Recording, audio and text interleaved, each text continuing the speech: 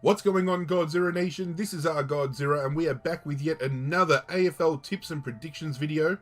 This week, we're looking ahead to round 9, the beginning of the 33 games over 20 days, or whatever they're calling it, and how many games there are. I might be completely missing the mark here, but we're in for a hectic 20 days of football. So, I'm not going to waste any of your time. Let's get into this week's tips. Okay, so I'm not going to lie right now. I just spent the last 10 minutes recording this video and found out that for some reason the button hadn't hit record. I'm a fucking idiot. Anyway, let's have a look at the week that was before the week that will be. I tipped 6. The 3 tips I got incorrect was GWS beating Richmond, which I'm still okay with. I'm alright with Richmond dropping that game.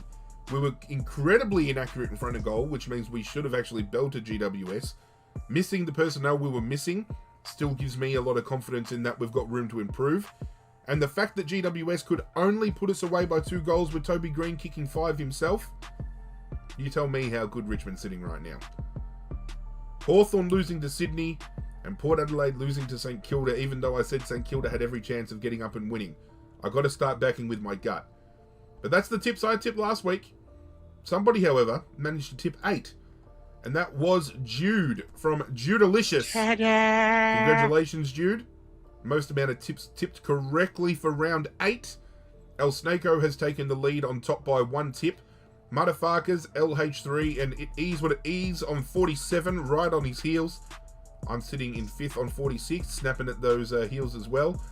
And then we've got a fair few people on 45, 44, 43, so it's still wide open at this point in time. A lot of opportunity for people to fall, for people to rise, but we're up to 35 people in the tipping competition now. Thank you all so much for jumping in. If you do want to still jump in, you won't be eligible to win any prizes, but if you want to do it for the fun of it, like some of the people that have been jumping on board have been doing, there's a link in the description down below to go join that. This week, however, you can see I've already got my tips marked out because the video is stuffed up, but I'll go over my tips again. I'm backing Richmond to defeat the Western Bulldogs at Metricon Stadium by 17 points tomorrow night. And I do that knowing that Nick Vlosten isn't going to be in our back half, but having Trent.cornell come back in, having Rioli omitted after having a terrible season by his standards, and having Sydney Stack come back in, Oleg Markov gets a chance, Jack Ross, the tackle machine, comes in. I think, as I said before about Richmond should have put away GWS by a big margin, we're starting to play the Richmond brand of football again that has dominated the competition for the last couple of years, which has won us 2 premierships. And I feel we saw glimpses of that GWS game going to get broken apart, and then GWS come back and would kick a couple of goals and just throw what Richmond had done out the window. Richmond are threatening to break a game open. And I think with Trent.cornell heading the charge this week, well, tomorrow, I think this is the game that it could happen.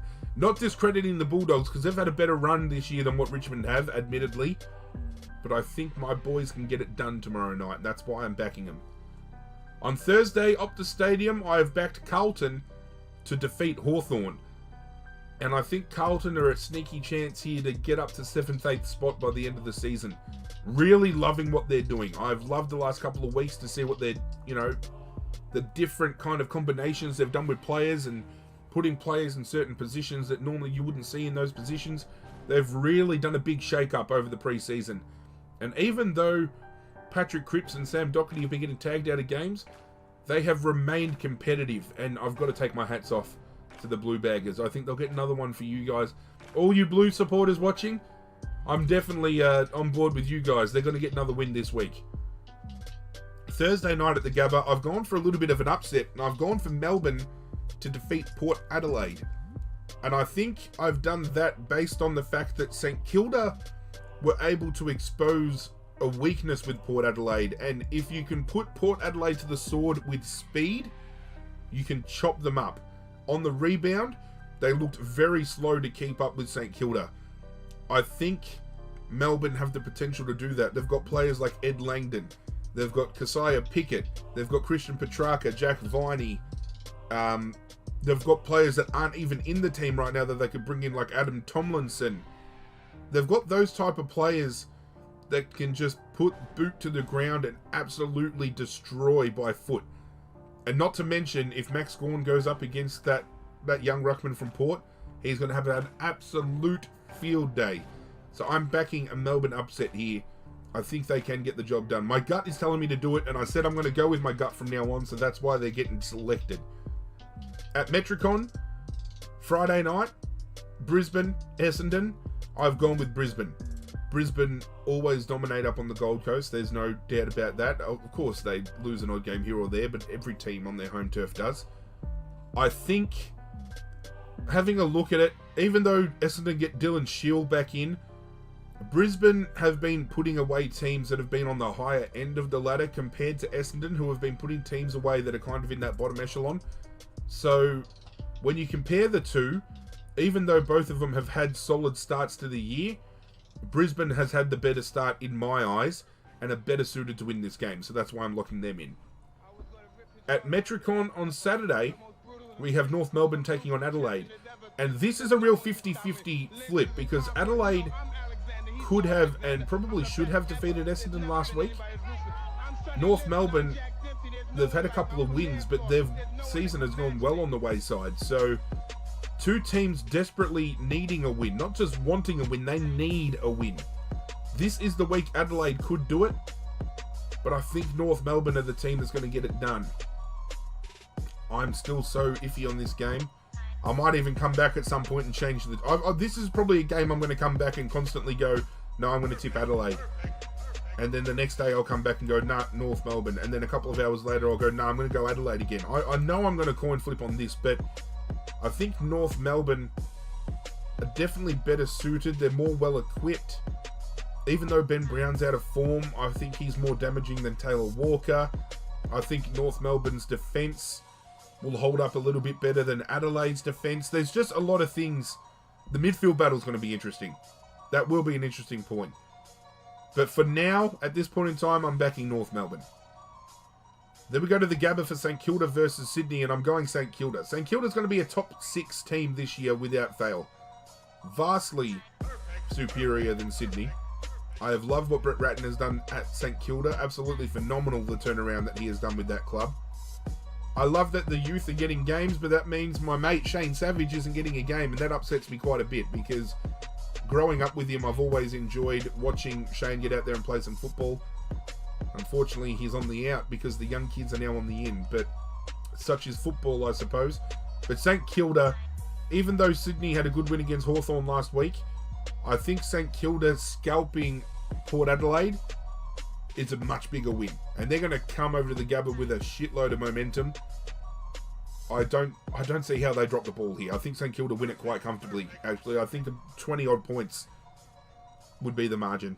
Easily. St Kilda. Saturday, Optus Stadium. Now, roll with me with this. I see Optus Stadium. I see West Coast. When you see them in the same equation, you have to back them. They were so... hates me to say it, but they were brilliant against Collingwood. They just put them to the sword and went to town, and they're firming themselves up for a top 2 finish this year. With the run that they've got at Optus Stadium, they are well suited to finish well in the top 4, and as I said, they'll be a top 2 finish team this year. Unless something crazy happens, I reckon they'll finish in the top 2. Geelong might have done well in the wet against Fremantle, but West Coast in the dry against a actual contender, you can't back against that. So West Coast for me. Sunday at Metricon, GWS and the Gold Coast. And even though the Gold Coast has had a better run, I'm going to go with GWS. I think Toby Green coming back into the team and kicking 5 is going to lift them a hell of a lot up forward. Caniglio is starting to find form. Kelly is now finding form. And even though Leon Cameron and the boys have been put to the sword a little bit, I think GWS get the win. And I think they get the win this week. Even though Richmond, as I've already mentioned, should have belted them, 14 behinds is just ridiculous. But GWS looked the goods, and when they were moving the ball and cutting those lines, they looked fantastic. And I've got to stick with my gut here, and I think they're going to run with that momentum and pick up a win against the Gold Coast.